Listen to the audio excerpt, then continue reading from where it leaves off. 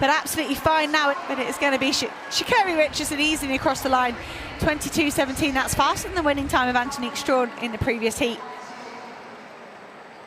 Sha'Carri Richardson just said something that's making everyone in track and field stop and think. She announced that she treats every single meet like it's the Olympics. Not just the big races, not just the championships, every single one.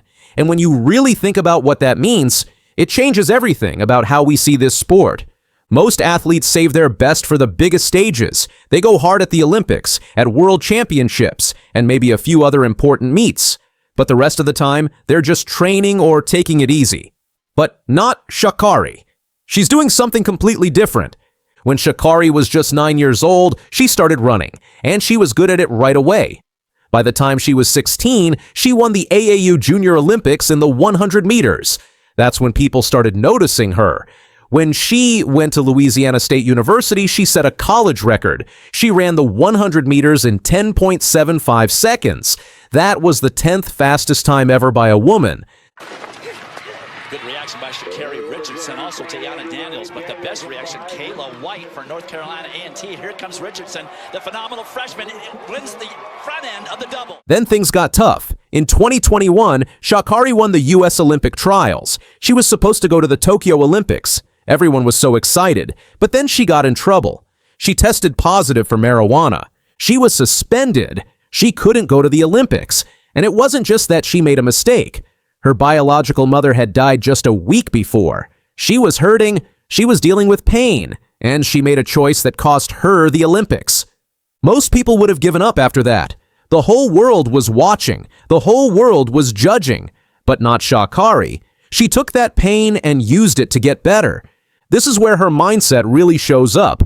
When she came back in 2023, she didn't say, "I'm back." She said something different. She said, "I'm not back, I'm better." Think about that for a second. She wasn't trying to go back to who she was before. She was becoming someone new, someone stronger. That's a completely different way of thinking. And she proved it. At the 2023 World Championships in Budapest, Sha'Carri ran the 100 meters in 10.65 seconds. That was her personal best. She beat some of the fastest women in the world, including Shericka Jackson and Shelly-Ann Fraser-Price. She won the gold medal. She also won gold in the relay and got bronze in the 200 meters. But here's where Sha'Carri's mindset gets really interesting.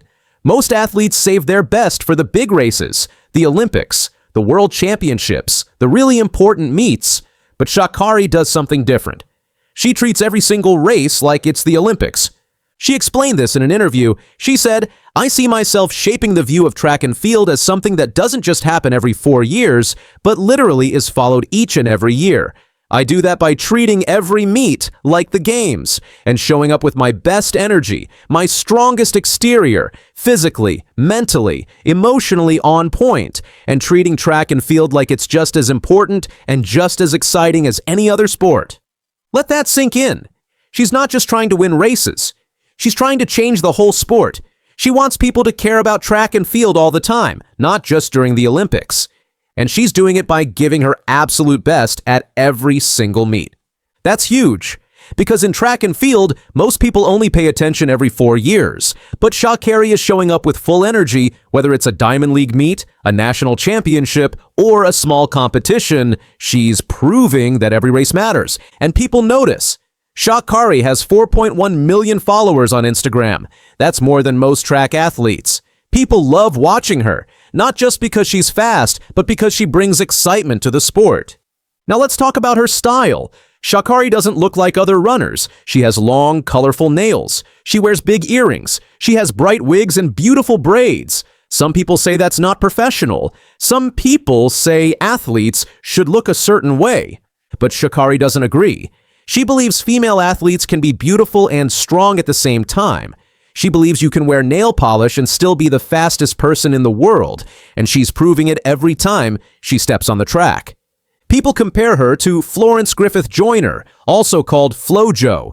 FloJo was a sprinter in the 1980s who had long nails and amazing style. She still holds the world record in the 100 meters. Sha'Carri is carrying on that tradition. She's showing young girls that you don't have to choose between being yourself and being an athlete. But Sha'Carri will tell you something important. She said, "I'm not thinking about my nails when I'm running. I'm only thinking about executing the best race I can." When the gun goes off, it's all business. The style is just who she is off the track. Another part of Sha'Carri's mindset that's really powerful is how she deals with negative comments.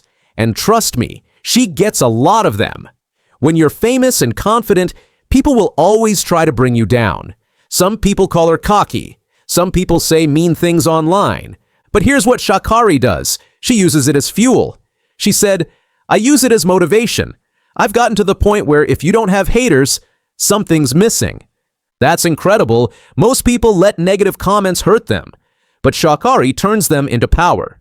She also explained why she's so confident. She said, "It gets down to those moments where it's not the crowd, it's not your coach, it's just you by yourself. Who's going to pour into you? It has to be you that feeds you the same way that it's you that's your biggest critic." When you're standing at the starting line, nobody else can help you. You have to believe in yourself. That's what she's saying, and that's why she's so confident. Sha'Carri is also really open about her mental health. A lot of athletes don't talk about this stuff. They pretend everything is perfect, but not Sha'Carri. She talks about her struggles. She talks about living in the spotlight. She talks about dealing with pressure. She did a podcast with tennis legends Serena and Venus Williams. She told them, "There's never a finish line." It's ironic me saying that, but just particularly us being in front of the world when it comes to our lives, we have to be very mindful of what state of mind that we're in. She also said something really beautiful. She said, "I'm learning that life is forever a roller coaster, but it's still the best ride to be on." That's so real. Life isn't perfect. Being famous isn't perfect, but it's still worth it. She's enjoying the journey even when it's hard. The 2024 Olympics in Paris was a big moment for Sha'Carri. This was her first real Olympics. In 2021, she couldn't go. So Paris was her chance. She won the silver medal in the 100 meters. Then she won gold in the 4x100 meter relay with her teammates Gabby Thomas, Melissa Jefferson, and Sha'Carri Richardson. After missing the 2021 Olympics, after all the criticism, after all the pain, she finally got her Olympic gold medal. And she did it her way. But 2025 was really hard for Sha'Carri. She got injured in February, which messed up her whole training. She had a very public personal issue that made headlines, and when she went to the World Championships in Tokyo to defend her 100-meter title, she didn't win. She finished 5th. Jefferson Wooden into her running in the middle of the field, but she's got company. Clayton going well to her side, but Melissa Jefferson Wooden streaks away in the closing stages. 10:61. She breaks the championship record. Most people would be crushed, but Sha'Carri didn't give up. 2 days later, she ran the anchor leg in the 4x100 meter relay. It was pouring rain. The track was wet, and she held off Jamaica's runner to help Team USA win the gold medal. The time was 41.75 seconds. Chasing for Britain, Gina Luckenheffer for Germany, trying to get them on the podium. Sha'Carri Richardson under pressure here. It is going to be a gold for the United States. Looking ahead, Sha'Carri is focused on the 2028 Olympics in Los Angeles. That will be on her home turf in the United States. She said track and field is having its moment, and the road to LA 2028 is going to be something special.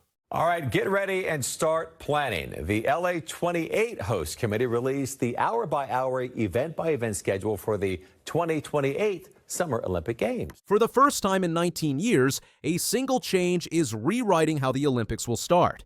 The women's 100-meter final is leading LA 28, and the world's fastest athletes suddenly have the spotlight from minute 1.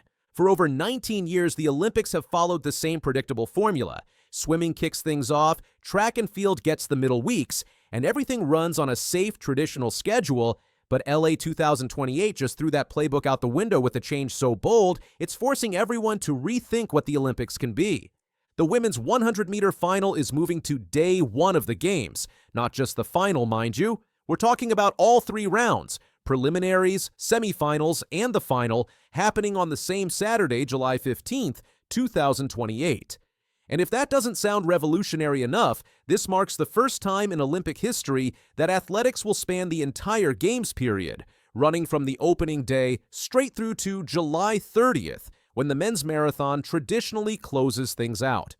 Let's put this in perspective. At every major championship, sprinters run a maximum of 2 races per day. That's the standard. That's what their bodies are trained for. But now, the women chasing Olympic glory in LA will need to peak 3 times in roughly 12 hours. The preliminary rounds, then the semis, then the final, all in one shot at the historic LA Memorial Coliseum. It's a completely different beast. And the athletics community?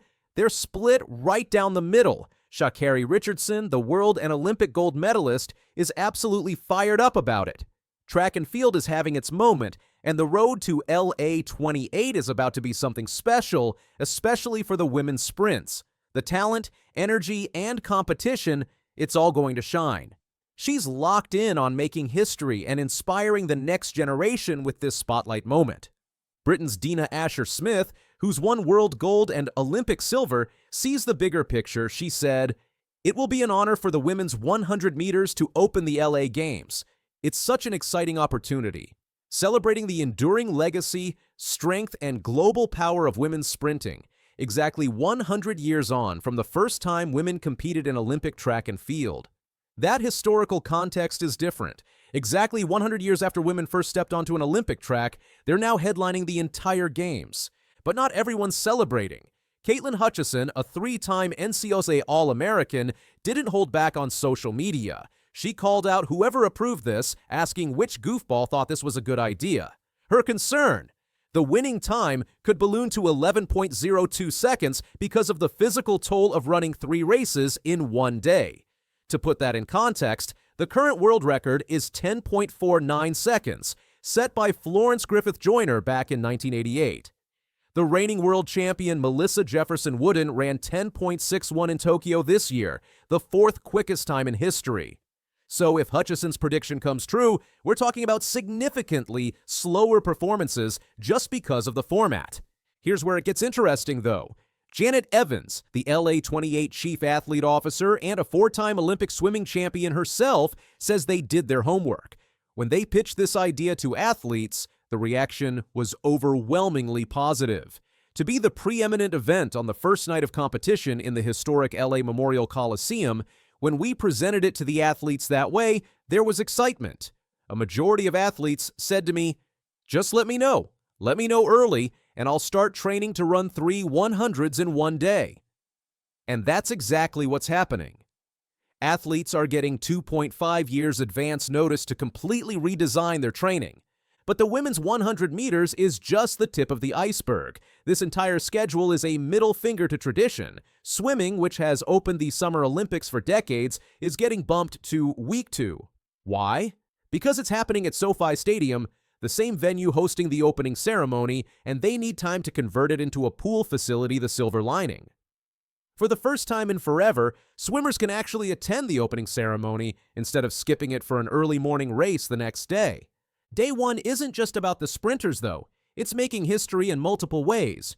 We're getting the most women's finals in a single day in Olympic history, the Women's Triathlon Awards, the first medal of the Games. The men's 10,000 meters and women's shot put finals are also going down, and the men get their moment on day 2 with the 100-meter final. World Athletics President Sebastian Coe is calling this innovation at its best. He said, "We have landed on an athletics program that will start with a bang as our women's sprinters take center stage on day 1, and then the men's sprinters on day 2 to maximize and sustain global interest after the opening ceremony. It is a schedule that is both innovative but also honors tradition, with the men's marathon on the final day." And the numbers back up this push for equality. LA 2028 is bringing 50.5% of the total athlete quota allocated to women across 36 sports and 51 disciplines. Every single team sport will have equal or greater numbers of women's teams compared to men's for the first time ever. This isn't just lip service, it's a structural revolution. Sydney McLaughlin-Levrone is the reigning gold medal champion for the women's 400 hurdles. She is also training for the straight 400 meters, which Abrahamson says is absolutely amazing. The schedule is also designed for athletes to chase multiple medals. Potential doubles include the 100-meter and 200-meter, 800-meter and 1,500-meter, and 5,000-meter. and even long jump and triple jump. They're trying to create opportunities for modern athletes to match legends like Carl Lewis from the 1984 LA Olympics. Though some stars like Sydney McLaughlin-Levrone, the 400-meter hurdles world record holder, might get squeezed out since the 400-meter hurdles semifinals and 400-meter final are scheduled for the same day. Then there's Super Saturday on July 29th, day 15, featuring 26 finals across 23 sports in one day. It's going to be absolute madness for fans trying to keep up. Shauna Ferguson, LA 28's chief of sport and games delivery, emphasized that this schedule was built over months, factoring in athlete welfare, television windows, and local conditions like heat, tides, and sun angles for outdoor events. They even considered the welfare of horses competing in equestrian events. Weather considerations weren't just for athletes, but for fans attending these events too. The logistics are massive too. LA 28 is planning to sell about 14 million tickets across 49 competition venues in 18 zones throughout the Los Angeles region, and even Oklahoma City public sales start April 2026, with registration opening in January. And here's something fans will love: they're using fixed pricing, not that controversial dynamic pricing that caused the Oasis ticket disaster. This will mark the third time Los Angeles has hosted the Olympics, following 1932 and 1984. And they're doing it sustainably. 77% of sessions will be staged in existing venues, with only 23% in temporary sites like the Sepulveda Basin and Long Beach. More than 90% of temporary materials will be reused or repurposed. The games will also feature new sports like flag football and squash, plus the return of cricket, lacrosse, and baseball-softball. So who's stepping up to this challenge? Julian Alfred, the Paris 2024 100-meter champion, Melissa Jefferson Wooden, and Sha'Carri Richardson are the names everyone's watching. They'll need to find a completely new gear to conquer this format. No more spreading your energy across 2 days. It's one Saturday, 3 races, winner takes all at the LA Memorial Coliseum. The question isn't just who's the fastest anymore, it's who can be fast 3 times in one day when everything's on the line. But look at this from Jefferson Wooden. She's absolutely flying in the night sky of Tokyo. 21:69. A teenage donor in a hospital bed later outran the world. That contrast pulls you in fast. Melissa Jefferson Wooden turned pain, faith, and raw drive into a sprinting takeover that no one saw coming. Her rise forces you to look closer, because every win carries a deeper weight shaped by sacrifice, family, and grit. If you're enjoying this incredible story, make sure to like this video, subscribe to the channel, and hit that notification bell so you don't miss any future content. When Melissa Jefferson Wooden stepped onto the track at the World Athletics Championships in Tokyo 2025, she had 3 gold medals on her mind. The 24-year-old from the United States wasn't just there to compete. She was there to dominate. And dominate she did, securing titles in the 100 meters, 200 meters, and 4x100-meter relay, etching her name into sprinting history in a way few athletes ever have. But let's rewind for a second. After the Paris 2024 Olympics, where Melissa won bronze in the 100 meters, she sat down with her husband, Roland Wooden II, for a weekend getaway. He asked her a simple question. Are you okay? Are you ready for this year? What do you want out of this year?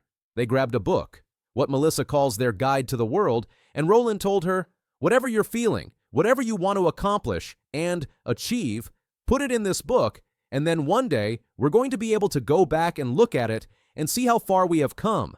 Fast forward to Tokyo, and Melissa reflected on that moment, saying, and now I'm sitting here today as a 3-time world champion.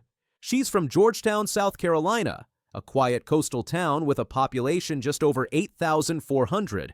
Born on February 21, 2001, Melissa is the youngest of 6 children, raised by 2 preachers, Johanna and Melvin. At Carvers Bay High School, she played tenor saxophone in the marching band while winning state titles in the 100 meters, 200 meters, and 4x100 relay. But no questions asked. It is all Jefferson to the finish.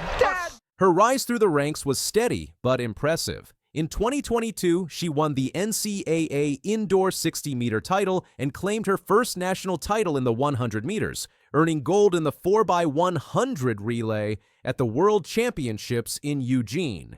Then came 2023 with another relay gold in Budapest, followed by the Paris Olympics in 2024, bronze in the 100 meters, and gold in the 4x100 relay.